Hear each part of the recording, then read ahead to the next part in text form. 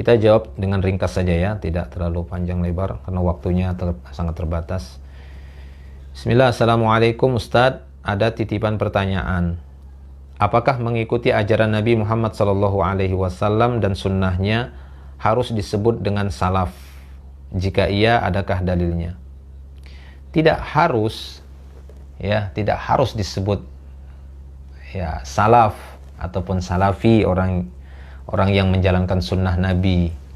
Kalau Anda juga alergi, maka Anda juga harus ditanya kenapa Anda alergi ketika seorang yang menjalankan sunnah dikatakan salafi.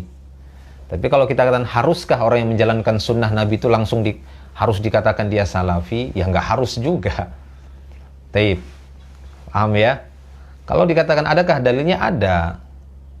Ya, istilah salaf itu sudah dimulai oleh Nabi SAW sendiri. Beliau yang mengatakan demikian saat beliau memberikan wejangan kepada putrinya Fatimah radhiyallahu taala anha, ya ini beberapa waktu sebelum wafatnya beliau sallallahu alaihi wasallam. Intinya sebelum beliau wafat, yang membuat Fatimah waktu itu menangis. Apa kata Rasulullah sallallahu alaihi wasallam kepada putri yang tercinta ini? Kata Rasulullah sallallahu alaihi wasallam, "Fattaqillah wasbiri," kata Rasulullah. Bertakwalah engkau, wahai anakku, ya ini anak perempuan beliau. Bertakwalah kau kepada Allah, sabarlah. Ya, fa inni ni'mas salaf ana laki, karena sungguhnya aku ini sebaik-baik salaf bagimu. Nah, ini kata Rasulullah. Aku ini sebaik-baik salaf, pendahulu bagimu. Apakah ini khusus hanya untuk Fatimah saja? Ya, enggak, untuk kita semua kaum muslimin umat Nabi. Beliau adalah salaf kita, pendahulu kita. Ya. Demikian juga generasi yang beliau langsung ajarkan agama. Siapa? Para sahabat. Para sahabat. Oleh karena itu Anda akan mendapati ulama-ulama terdahulu seperti Imam Bukhari dan yang lainnya, yaitu sudah terbiasa mencantumkan istilah salaf. Kana salaf seperti Imam Bukhari sana menyebutkan kana salafu yastahibbunal fuhulah, adalah para salaf itu sangat senang dengan fuhulah, yaitu fuhulah itu hewan jantan, kuda yang jantan. Kenapa? Karena ya hewan kuda yang jantan itu lebih kencang larinya dan lebih cepat sampainya di tujuan. Nah, itu mereka salaf, ya. Mereka yang dimaksud di sana yaitu para sahabat. Jadi ini istilah memang sudah ada dalilnya, ya, ada dalilnya dan sudah dari dulu istilah ini. Dan jika Anda membuka buku-buku para ulama-ulama madhab, baik itu Imam Syafi'i, ya, Imam Malik, ataukah Imam Ahmad, atau imam-imam yang lainnya, sering mereka menyebutkan istilah salaf. Imam Ghazali juga dalam beberapa tulisannya, beliau akan menyebutkan istilah salaf. Itu yang dimaksud sahabat, tabi'ut tabi'in. Ya, cuma kita aja yang jarang baca. Ya, kurang baca buku-buku ulama. Dan mungkin para guru-guru kita, ustadz-ustadz kita, mungkin terlalu alergi ngelihat orang-orang yang menjalankan sunnah kemudian menisbatkan diri mereka dengan salaf, dengan Rasulullah. Karena salaf kita Rasulullah. Sehingga yang mengikuti beliau dikatakan apa? Salafi. Ya, yang mengikuti sahabat dikatakan salafi. Ataupun orang-orang soleh yang mendahului kita ikuti mereka. Ya, kita dikatakan salafi. Salafnya siapa? Mereka. Rasulullah, para sahabat. Ya, dalilnya mana? Itu tadi dalil yang saya sebutkan tadi. Tapi apakah setiap yang mengamalkan sunnah harus dikatakan dia salafi? Enggak juga. Tapi secara otomatis orang-orang yang menjalankan sunnah, mereka itu salafi.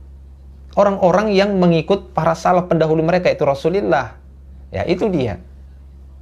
Ya, sehingga Anda tidak perlu alergi, tidak perlu ini gitu ya. Karena hanya sebagian perbuatan beberapa orang oknum yang mungkin akhlaknya yang kurang baik, ya, tingkahnya yang mungkin kurang baik, yang terlalu ekstrim, terlalu ini yang ya mungkin itu secara pandangan sebagian orang itu terlalu berlebihan. Kemudian dicela apa itu salafi, padahal sebenarnya itu adalah sebuah penisbatan, penyandaran diri kepada golongan ataupun orang-orang yang mulia, yaitu kepada Rasulullah Sallallahu Alaihi Wasallam.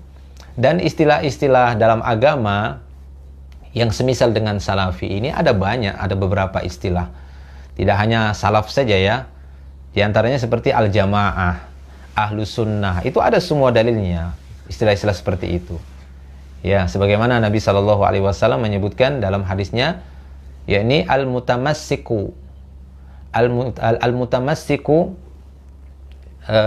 bisunnati inda ikhtilafi ummati. Ya, kal qabidi 'alal jamar atau kama qala sallallahu alaihi wasallam. Orang yang berpegang teguh dengan sunnahku, kata Rasulullah sallallahu alaihi wasallam. Al mutamassiku bis sunnati 'inda ikhtilafi ummati. Orang yang tetap berpegang teguh dengan sunnahku ketika umatku nanti terjadi perselisihan, ya, kal qabidi 'alal jamar, maka dia seperti menggenggam bara api. Ya, ini diantara contoh dalil yang menunjukkan adanya istilah apa? Ahlus sunnah. Kadang ditambah lagi dengan apa? Wal jamaah. Siapa ini al jamaah? Al jamaah ini merupakan tafsiran dari sabda Nabi juga ketika Nabi menyebutkan bahwasanya umatku ini lataftariqu ummati ala 73 firqah. Umatku akan terpecah menjadi 73 firqah. Wahidah fil jannah, ada satu firqah yang di surga, selamat dia di surga. Maka disitulah muncul istilah firqah najiyah, kelompok yang selamat. Ya, itu dia ya, firqah najiyah. Sahabat waktu itu tanya, ya Rasulullah, manhum, siapa firqah wahidah itu tadi? Satu firqah dari 73, 72 di neraka, kata Rasulullah. 72 di neraka. Wa wahidah fil jannah, satu yang selamat. Satu firqah, itu firqah najiyah, disebut istilah dengan firqah najiyah. Siapa itu satu kelompok itu ya Rasulullah? Satu firqah tadi. Manhum ya Rasulullah? Rasulullah mengatakan al-jamaah. Mereka itu al-jamaah. Muncullah istilah al-jamaah, ahlus sunnah wal jamaah. Tidak apa-apa, ini istilah yang memang berdasarkan wahyu ini, berdasarkan dalil. Cuma sekarang kan sebagian orang atau masing-masing orang hanya sebatas mengklaim saja. Nah, yang terpenting adalah pembuktiannya. Mana buktinya kita benar-benar ahli dalam sunnah Nabi? Jangan-jangan kita menyatakan ahli sunnah ternyata buat bid'ah. Ya, kita mengatakan kita al-jamaah. Orang siapa ini al-jamaah? Kata Rasul dalam riwayat yang lain, ma ana alaihi al-yawmu ashabi. Al-jamaah adalah orang-orang yang berpijak di atas pijakanku hari ini dan pijakan para sahabatku. Itulah al-jamaah. Nah, tapi kita dapat sebagian orang ketika mereka menamakan al-jamaah, justru mereka berpecah belah, mengelompokkan diri. Padahal maksud Rasulullah al-jamaah adalah orang-orang yang berpijak di atas sunnah Nabi. Itu al-jamaah juga. Ya ahlus sunnah tadi. Orang yang mengikuti jejaknya para sahabat, itulah al-jamaah. Makanya ada perkataan para sahabat itu ya, salah seorang sahabat, ya, antal jamaah wa in kunta wahdak, ya, seperti itu kurang lebih kalimatnya. Ya, kamu ini engkau adalah jamaah, walaupun kau sendirian, yang penting kau di atas kebenaran, maka kau adalah jamaah pada saat itu. Nah, itu istilah-istilah tadi, firqah najiyah, ahlus sunnah, al-jamaah. Ya, ta'ifah mansurah seperti hadis yang kita sebutkan tadi, lan tazalu ta'ifatun min ummati 'alal haqq mansurina la yadurruhum man khalafahum hatta ya'tiya amrullah wa hum 'ala dzalik. Atau kama qala sallallahu alaihi wasallam. Senantiasa ada satu ta'ifah mansurah. Nah, muncullah istilah ta'ifah mansurah, kelompok atau golongan yang ditolong oleh Allah. Kenapa? Karena mereka terus di atas al-haq. Nah, ini istilah-istilah itu sama seperti salaf tadi, salaf. Ya, itu adalah Rasulullah, penisbatan diri ingin mengikut kepada Rasulullah sallallahu alaihi wasallam. Sehingga muncullah pemahaman salafus saleh. Itu pemahaman generasi salaf, generasi pendahulu, yaitu yang dimaksud adalah Rasulullah, pemahamannya sahabat, pemahamannya murid-murid para sahabat. Karena hari ini kita dapati semua orang membawakan Al-Quran dan hadis, tapi memahaminya masing-masing. Nah, sehingga muncullah ya kembali istilah salaf ini, supaya orang-orang kaum muslimin itu bisa kembali lagi kepada pemahaman yang aslinya, yaitu pemahaman para sahabat Rasulullah, para sahabat dan murid-murid mereka dari para tabi'in dan atba'ut tabi'in. Ya, itu dia tadi yang bisa saya jawab. Jadi istilah-istilah itu jangan justru membuat kita alergi kan gitu. Itu sama semuanya. Ya, siapa saja yang berada di atas al-haq, ya, mengikuti jejak Rasulullah, mengikuti jejak para sahabat, para tabi'in, atba'ut tabi'in, para ulama-ulama yang mengikuti jejak mereka, yaitu melaksanakan sunnah-sunnah Rasulullah SAW, mereka lah ahlus sunnah, mereka lah al-jamaah, mereka lah yang dikatakan ta'ifah mansurah, mereka lah itu firqah najiyah, mereka itulah salafi, mereka itulah ghuraba, ada istilah lagi, ghuraba, mereka itulah sabilul mu'minin, wa may yushakikir rasul min ba'di ma tabayyana lahul huda wa yattabi ghayra sabilil mu'minin. ya, dan mengikuti ya selain dari jalannya orang-orang mukminin, yaitu mengikuti selain jalannya para sahabat.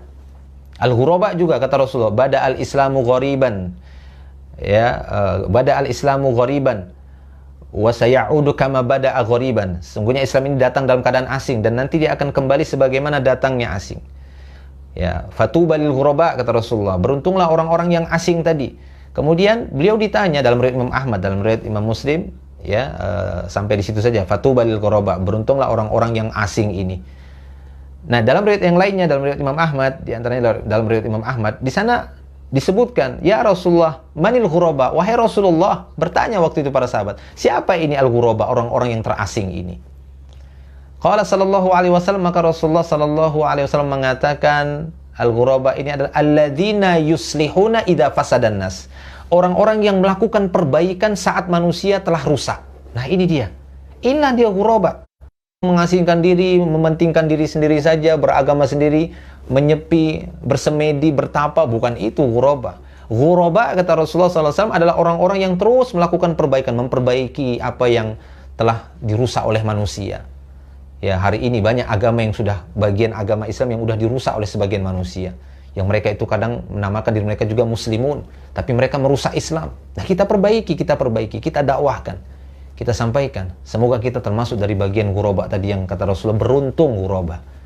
Ya, jadi itu usaha kita. Jadi kita berusaha untuk melaksanakan sunnah, mengikuti jejak para sahabat, ya, memahami Al-Quran dan hadis ini dengan pemahaman pendahulu kita yang saleh dari para salafus saleh. Semoga kitalah yang dimaksud di situ ahlus sunnah wal jamaah, firqah najiyah, ya, taifah mansurah, al-ghuraba ataupun salafi atau sabilul mu'minin, pengikut sabilul mu'minin. Maka ini semua maknanya sama. Ya, istilah-istilah tadi jangan membuat bingung, sama seperti ada banyaknya nama-nama Allah, jangan membuat kita bingung. Loh, Allah itu berapa? Satu. Ya, satu, yang dituju itu satu, Allah, walaupun namanya banyak. Nah, demikian juga penamaan atas Islam yang benar itu bukan Islam saja. Ada firqah najiyah, ini Islam-Islam yang benar, dikatakan dia firqah najiyah, taifah mansurah, al-ghuraba, ya, ahlu sunnah wal jamaah. Ini untuk khusus orang-orang Islam yang benar-benar tangguh, kokoh agamanya, ilmunya, imannya. Mereka itu yang dimaksud. Nah, kita berusaha untuk ke sana. Nah, dalam rangka untuk, ya, maksudnya untuk supaya kita semangat di dalam beragama ini, kita nisbatkan diri kita ke sana, tidak ada masalah. Ya, karena dalam amal-amal kita memang mencontoh ke sana, mencontoh kepada orang-orang yang telah mendahului kita dalam hal agama. Wallahu a'lamu bishawab.